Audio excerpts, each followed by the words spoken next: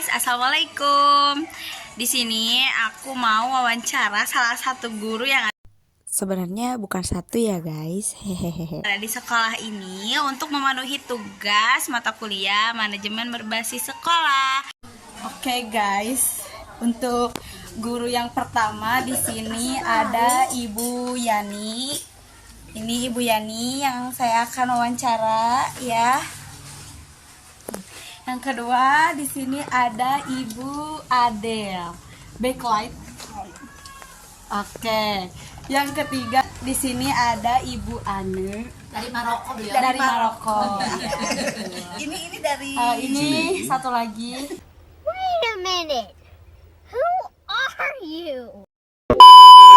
Oke, langsung aja ke proses wawancaranya ya. Assalamualaikum Ibu, saya ingin bertanya apa saja strategi atau inovasi yang digunakan untuk mendukung metode pengajaran yang efektif, Bu? Dan yang efektif. Sebenarnya ada banyak sekali strategi dan inovasi pembelajaran yang digunakan untuk mendukung pembelajaran yang efektif di kelas ataupun di sekolah.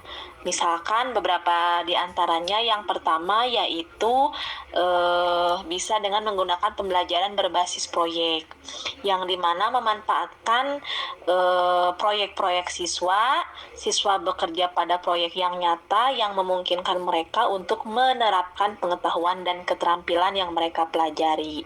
Kemudian yang kedua yaitu bisa juga pembelajaran kolaboratif, yang dimana pada pembelajaran kolaboratif ini mendorong kerjasama di antara siswa secara berkelompok tentunya, ataupun bisa dilakukan diskusi kelas ataupun kerja tim.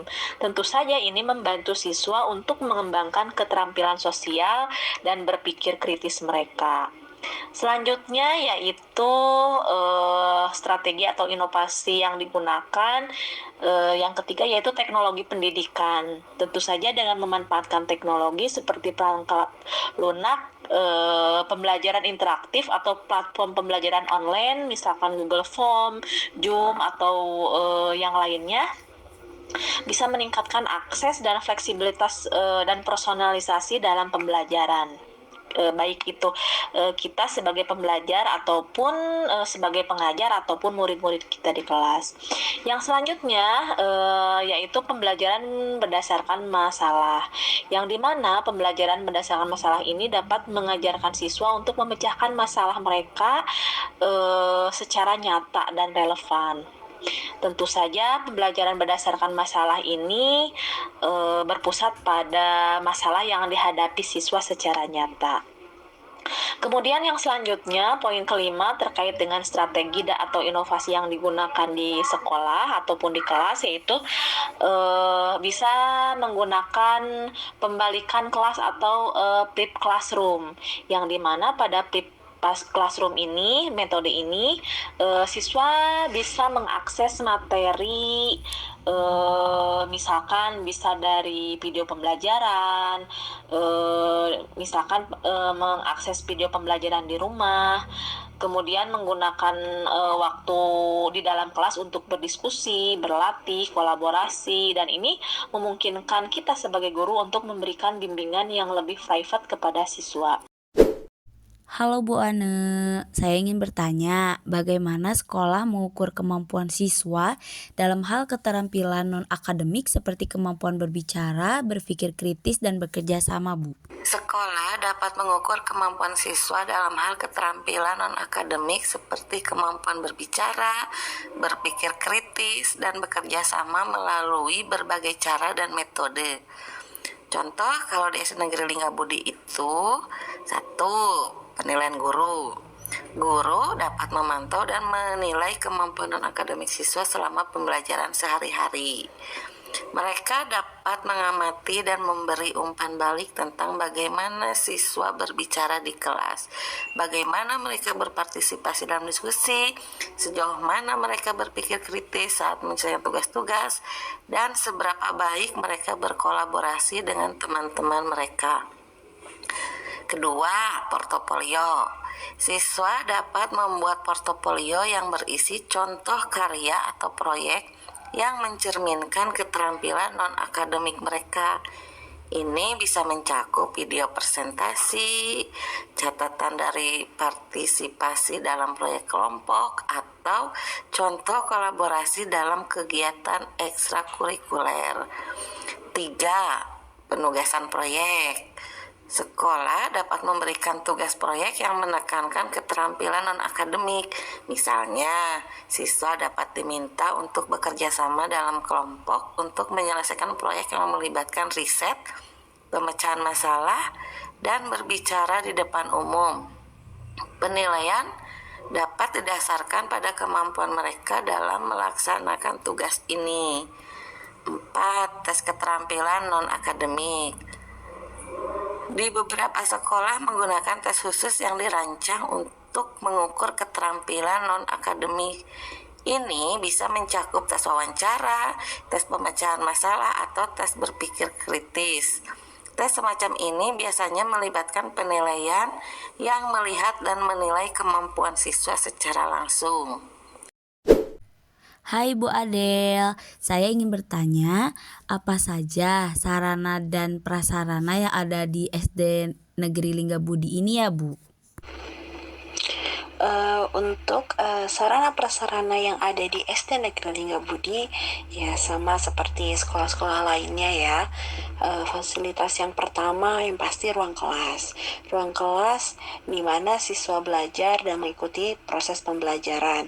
Nah, setiap kelas tuh pasti ada meja, kursi, papan tulis, dan berbagai penunjang kegiatan belajar mengajar seperti proyektor dan alat peraga. Lalu yang kedua ada perpustakaan. Nah, perpustakaan biasanya di Linggabudi berisi buku pelajaran, buku cerita, buku ensiklopedia, dan sumber bacaan lainnya yang dapat digunakan oleh siswa dan guru.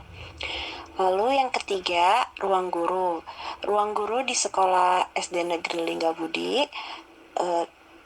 masih bisa dibilang tidak terlalu luas ya, jadi cukup terbatas karena digabungkan dengan ruang kepala sekolah. Nah, di sini ruang guru biasanya sebagai tempat guru berkumpul ketika jam istirahat, sedang untuk merencanakan pelajaran dan juga mengevaluasi hasil belajar siswa. Lalu yang keempat ada ruang tata usaha. Nah, ruang tata usaha ini juga bergabung dengan ruang guru yang berfungsi sebagai pusat administrasi sekolah. Nah, biasanya di ruang TU ini ada operator sekolah yang ikut membantu proses berjalannya kegiatan administrasi di sekolah SD Negeri Linggabudi. Lalu yang kelima, ruang kepala sekolah. Untuk ruang kepala sekolah masih bergabung dengan ruang guru untuk SD Negeri Linggabudi ini. Jadi dia tidak punya ruangan tersendiri ya. Nah, di sini ruang kepala sekolah tempat sebagai tempat kepala sekolah mengelola operasional sekolah dan bertemu dengan orang tua siswa biasanya. Halo Bu Yevi, saya ingin bertanya, bagaimana Ibu menangani perbedaan individu antara siswa di dalam kelas Ibu? Untuk menangani perbedaan individu antar siswa di dalam kelas, kita bisa melakukan beberapa hal. Yang pertama, identifikasi perbedaan individu di antara siswa. Ini mencakup perbedaan dalam tingkat kemampuan, minat, gaya belajar, latar belakang budaya, dan kebutuhan khususnya. Yang kedua, penilaian formatif. Gunakan penilaian formatif secara teratur untuk memahami kebutuhan masing-masing siswa. Dengan cara ini, kita dapat mengukur tingkat pemahaman siswa dan menyesuaikan pengajaran sesuai kebutuhan mereka. Yang ketiga, kita bisa melakukan penyusunan kelompok karena seringkali dengan membagi siswa ke dalam kelompok dengan minat atau kemampuan yang serupa dapat membantu mereka belajar lebih efektif. Namun, pastikan untuk terus memantau perkembangan siswa dan menyesuaikan kelompok jika itu perlu. Yang keempat, penyesuaian kurikulum. Sesuaikan kurikulum dan materi pengajaran agar sesuai dengan tingkat pemahaman siswa yang berbeda. Sisipkan tantangan tambahan bagi siswa yang lebih cemerlang dan sediakan dukungan ekstra bagi siswa yang memang memerlukannya. Yang kelima, kita bisa melakukan pengajaran diferensiasi, yaitu penerapan strategi pengajaran yang berbeda-beda untuk berbagai tingkat kemampuan. Ini bisa mencakup pemberian tugas tambahan, modifikasi materi, atau penyediaan sumber daya tambahan. Pengukuran keberhasilan siswa dalam mencapai tujuan pembelajaran dapat dilakukan melalui berbagai cara. Nah, cara yang paling umum yang biasa digunakan untuk mengukur keberhasilan siswa yaitu 1. Ujian dan tes. Nah, ujian dan tes yaitu metode penilaian yang paling umum yang dapat membentuk tes tertulis, ujian lisan, ujian praktik, atau ujian online. Ujian dan tes biasanya dirancang untuk mengukur pengetahuan dan pemahaman siswa tentang materi pelajaran.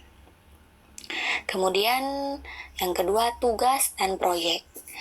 Nah, siswa dapat dinilai berdasarkan tugas dan proyek yang mereka kerjakan selama pembelajaran. Nah, hal ini dapat mencakup esai, makalah penelitian, presentasi, proyek seni, atau tugas praktik. Penilaian ini sering melibatkan penilaian kreativitas, pemecahan masalah, dan kemampuan berpikir kritis. Setelah itu yang ketiga, portofolio. Nah, portofolio adalah kumpulan karya siswa yang mencerminkan kemajuan mereka selama pembelajaran. Portofolio dapat mencakup berbagai jenis tugas dan proyek yang siswa selesaikan sepanjang semester atau tahun ajaran. Setelah itu penilaian formatif. Penilaian formatif adalah cara untuk melacak kemajuan siswa selama pembelajaran. Ini dapat mencakup seperti kuis singkat, diskusi kelas, jurnal reflektif, atau pengamatan guru. Nah, penilaian formatif ini membantu guru dan siswa untuk memahami sejauh mana tujuan pembelajaran telah tercapai, sehingga perbaikan dapat dilakukan sepanjang waktu. Setelah itu, pengamatan guru.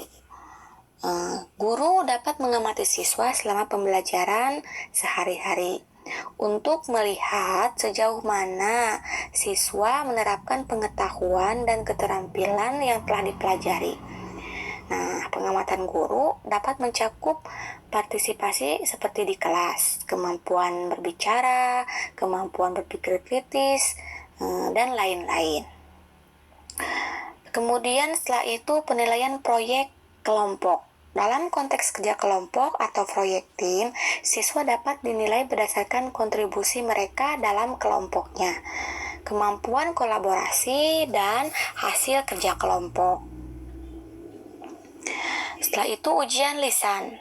Nah, ujian lisan ini melibatkan siswa untuk berbicara atau berinteraksi dengan guru atau dengan sesama siswa.